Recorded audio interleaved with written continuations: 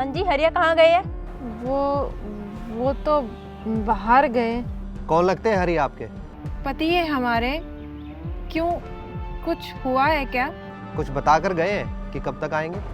नहीं साहब, बताकर तो नहीं गए, पर आप लोग? हम लोग सरकारी विभाग से आए हैं। सरकार ने तुम्हें जो मकान बनाने के लिए पैसा दिया था ना, उसकी जांच कर रहे हैं कि काम कहाँ तक पहुँचा, शुरू किया या नहीं किया। साहब वो तो क्या वो तो? दिखाओ मकान कहाँ बन रहा है। मकान बनना तो अभी शुरू नहीं हुआ है। क्या?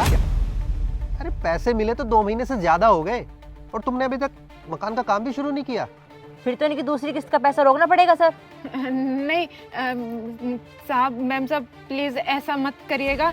मकान हमारे लिए बहुत जरूरी है। अरे मकान बनाना तो सबके लिए जरूरी होता है, लेकिन पैसे हड़पने से मकान नहीं बनते, घोटाले जरूर खड़े हो जाते हैं। एक काम करो, इनकी फाइल होल्ड पे डालो। हेलो मैडम जी, आप सर को समझाइए ना, अगर आप चाहेंगी तो हमारा घर बन जाएगा। देखिए इसमें मैं कुछ नहीं कर सकती। वैसे ये बड़ा सा मकान किसका है? ये हमारे जेठ जी का है और हम तो यहाँ झोपड़ी में रहते हैं। हरिया आ जाए तो बता देना, हमने उसकी फाइल होल्ड पे डाल दी है। चलो सर, मैंने ऐसा सुना है कि सरकारी अफसर गांधी जी की बड़ा सुनते हैं। मतलब? गलती तो हो गई है, अगर कुछ खर्चा पानी देकर बात बन जाए तो देख लीजिए ना। तुम्हारा दिमाग तो ठीक है, सरकारी अफसर को घूस देने की बात कर रही हो। अरे मैडम जी, हमको सब पता है। हमारे पति ने हमको बताया था कि ये जो मकान है ना, पैसे खिलाकर मिले थे। अगर हम आपको पैसे दे देते हैं तो आप लोग हमारी दूसरी किस्त भी पास करा दीजिए ना। ओह, तो ये है तुम लोगों का असली चेहरा। मैं तो सोच रहा था गरीब लोग हैं, मजबूरी रही होगी, खर्च हो गए होंगे पैसे, लेकिन यहाँ तो घपलेबाजी चल रही है, घपलेबाजी। अरे सर जी, आप तो खामखाए नाराज हो गए।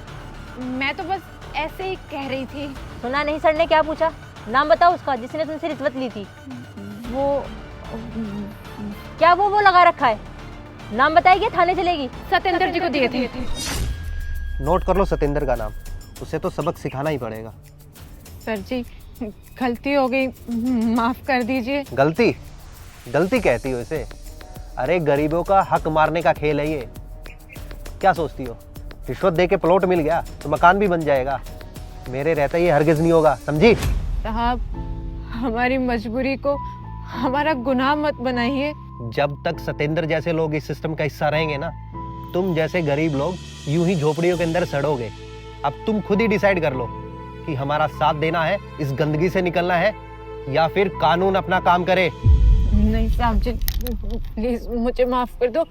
आप जैसा कहोगे मैं वैसा करूंगी। अरे गिराना है तो इस सिस्टम को गिराओ, जो तुम जैसे लोगों को रिश्वत देने पे मजबूर करता है, ताकि फिर कोई देविका और हरिया ऐसा ना कर सके।